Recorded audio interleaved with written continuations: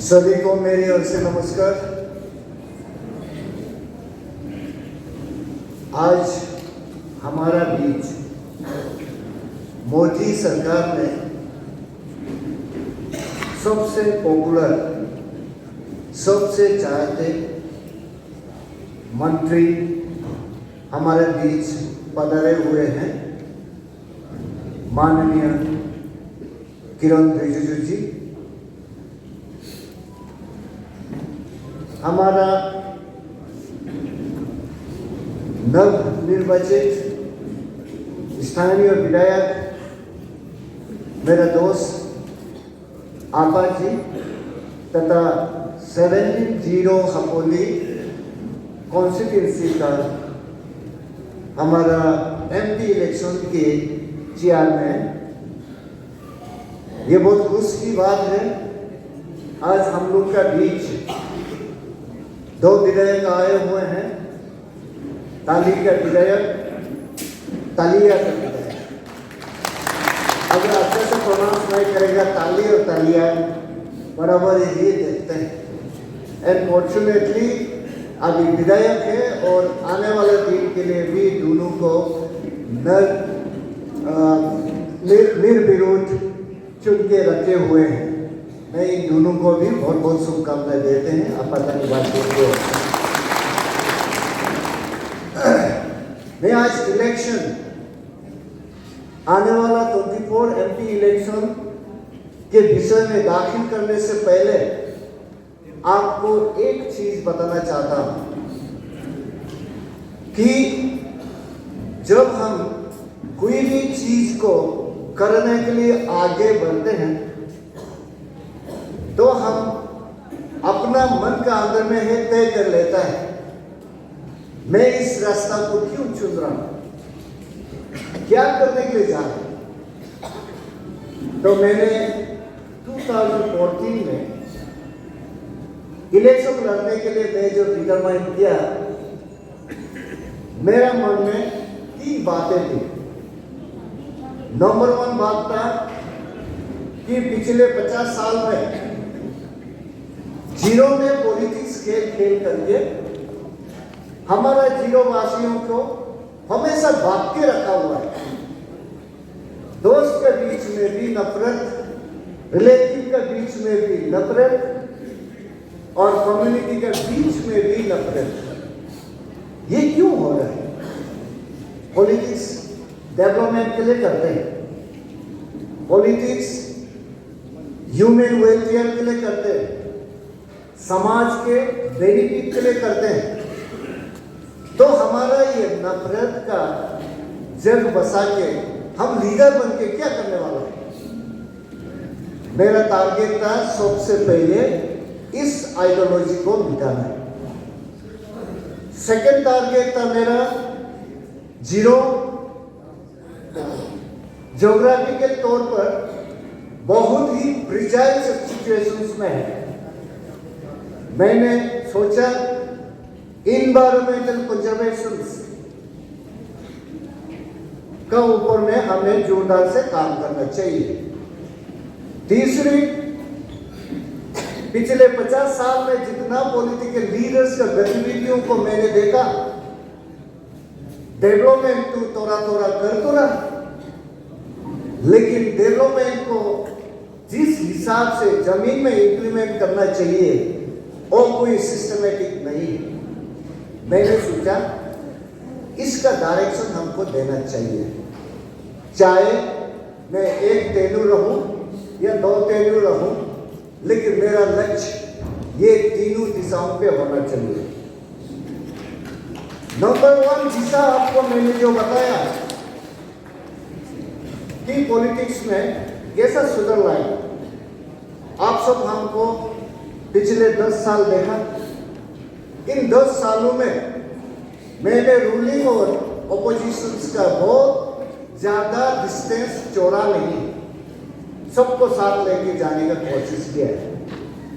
पूर्व से पश्चिम, उत्तर से दक्षिण, डेवलपमेंट को भी किसी क्षेत्र वाइज में कोशिश नहीं किया, बल्कि आपातानी प्लेटू ओवरऑल में एक घर सोच करके समानता का साथ में हम डेवलपमेंट को इम्प्लीमेंटेशन करने का कोशिश किए।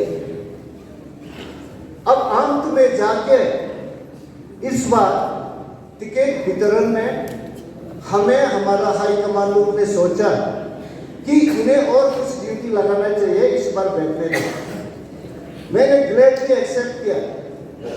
मैं एक बीजेपी संगठन का सच्चा सिपाही है, मेरा कमांडर जो कहेंगे मैं उसका विरोध जा ही नहीं सकता।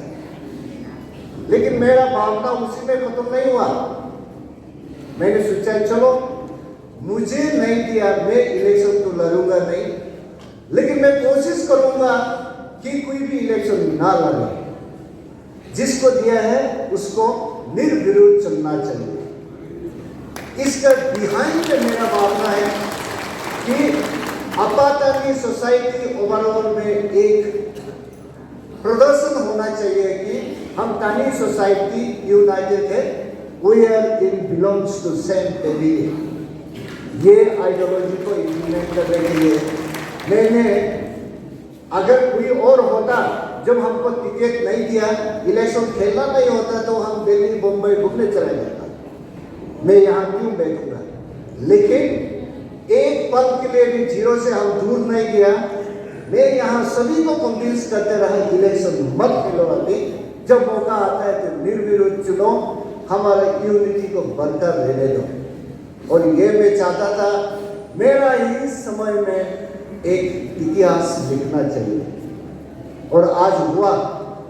मैं मेरा जीरो के जनताओं को बहुत बहुत धन्यवाद देना चाहता हूँ कि मैं जो सोचा मेरा भावनाओं को आप लोग ने कदर किया, मेरा भावनाओं का अनुसार में आप लोग के विचार को भी रखा और आज आपा साहब को निर्विरोध चुन के जीरो को एक परिवार बनाया। इसीलिए मैं बहुत खुश भी हूँ और बहुत संतुष्ट भी हूँ।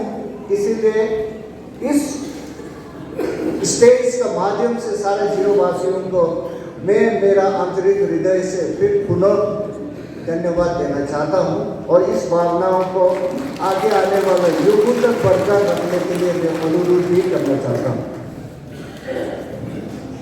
डेवलपमेंट जिस हिसाब से करना चाहिए उसका पगडंडी तो मैंने खींच दिए एंड मेरा पूर्ण विश्वास है मेरा दोस्त आपा साहब भी उसी रास्ता पे ले जाएंगे और उसी दिशा पे लाएंगे।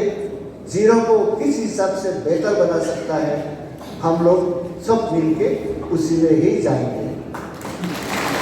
अब रही किरण जी का 2014 से लेके 2019 तक का हमारा टेन्योर बहुत उबड़ खाबड़ रहा। स्टेट में सरकार ठीक तरीके से बैठ नहीं पाया। चीफ मिनिस्टर को अगर मैं मिलना भी चाहता तो कांग्रेस चीफ मिनिस्टर होने के वजह से हम लोग का भाषा को कोई वैल्यू ही नहीं देता रहा। हमारा सिर्फ एक ही वोट पार्लर था, श्री किरण रिजिजू जी। वाटर सप्लाई का बोलो, सड़क का बोलो, टूरिज्म का बोलो, हर डेवलपमेंट पैकेजेस इनका सहारा से ही हम लोग लेके और 5 बस चलाए।